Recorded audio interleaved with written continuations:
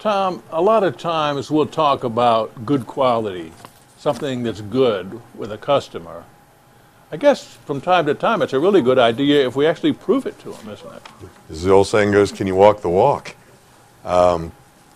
Dave, I think, customers absolutely walk in the front door wondering that, because in this day and age of, ridiculous claims, ridiculous warranties, things of that nature, you got to ask yourself, what's believable and why does this matter and should I even be concerned? I think it's more critical than ever that we have ways to prove what we say, to demonstrate what we do, the services, the products that we offer, ways to show our decorative abilities. So, a few things that clearly are important is, if you have personal certifications, for example, if you've been certified as in a selling field, if you have installers that have various levels of CFI certification or other certifications, are they prominently displayed?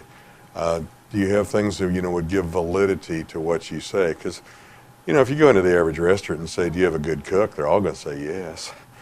What are you going to say? We got one back there, but it's the only one we could find. Nobody's going to say that to you, and yet in reality, it happens the same as it happens with installers that you're pumping out the back door some days, So if you've got somebody that really has some credentials, clearly it's important that we do everything we can to validate it to the customer in print. So demonstrations of particular products to show their durability or other attributes, that would be a really good idea? Yeah, I'm a big believer in demos. The old saying, a picture's worth 1,000 words, I think a demo's worth 1,000 pictures. If you have an area set up in your store and, attempt to scratch, flooring, attempt to stain product, all of the things that maybe you have something, it's been in the front window for 6 months and show that it hasn't sun faded. Then when you clean it, only clean half, for example. So, if you get something dirty, only clean half of it. Don't destroy the evidence. Make them see, that it was possible to get this removed. Heel marks, anything like that, things that customers would worry about every day.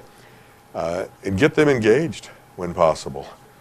Instead of standing there doing it for them, now and then it's okay to, if they have a kid with them, for example, 8-10-year-old kid, say, hey, you want to have a little fun? Pour a little of this Kool-Aid on the carpet. Let's see what happens. Or, let's rub on this a little, see how easy it is to come off. If you do that, then they believe it. It sounds kind of cliche, but, you think about all the carnival barkers, that it slices, it dices and all that, but the reason they did that for years? Because it works. If you just stand there and talk about it, nobody's going to get interested, but when they actually see something being done, see the results, it works. I think we can take a little of that in a tasteful manner and incorporate it into our own presentations. Well, I guess, they tell me the products that you show on the floor sell better than the show what you see on the rack, and if you have a vignette, for example, people see that, it's a salesman in itself. It is. No question. Whatever you put on the floor is going to get noticed, going to sell. The only thing I would preface that a little bit saying, don't put all your best sellers on the floor. Don't put all your best sellers in the vignettes. If you do, you're going to have this kind of sea of sameness. You need a little spice in there, the proverbial cherry on the sundae, if you will.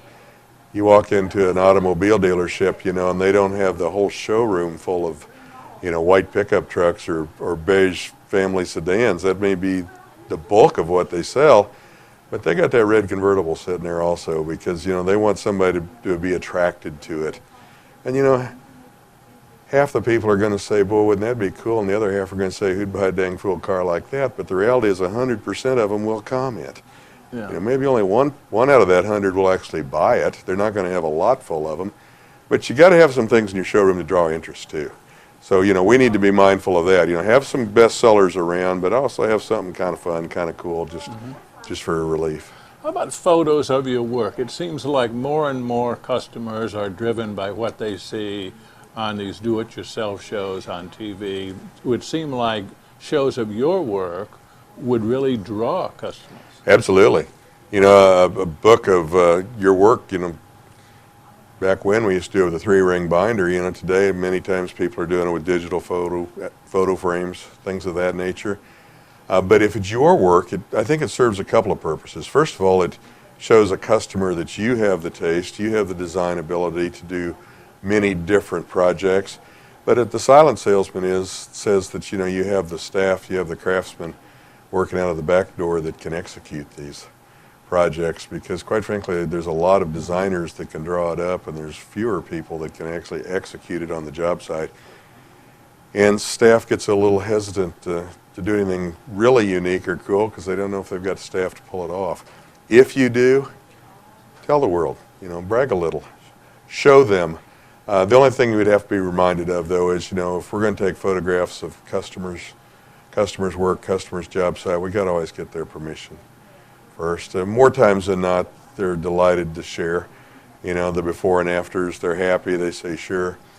But I've had a few that would say, I'd prefer you didn't. This was my design, I don't want somebody copying it. And you got to respect that and say, I understand, and go on. So don't just include their work without their permission. But I think it's, very powerful to people to see, it's one thing to see it on Pinterest or to see it on television or something. It's something entirely different to see that you can do it. You have the execution capability right here at this store. It seems to me to show something in writing or show a graphic example of it makes it more true than just saying it. I'm thinking of your company philosophy towards doing a quality job. If you even show that not only in pictures but in writing. Absolutely. I mean, stores, many stores, good stores have, their own code of ethics. The WFCA absolutely has a code of ethics that we ask our members to belong to, and you can provide you with a copy of it.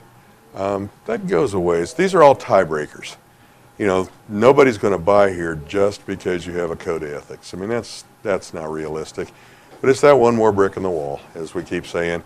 That when they see something positive here and something positive here, and when they see that you have a code that you tend to abide by, when you have men and women that have gone through training and have certification, all those serve to kind of be the tiebreakers. And ultimately, there's still a lot of people out there looking for somebody to trust as much as they're looking for something to select.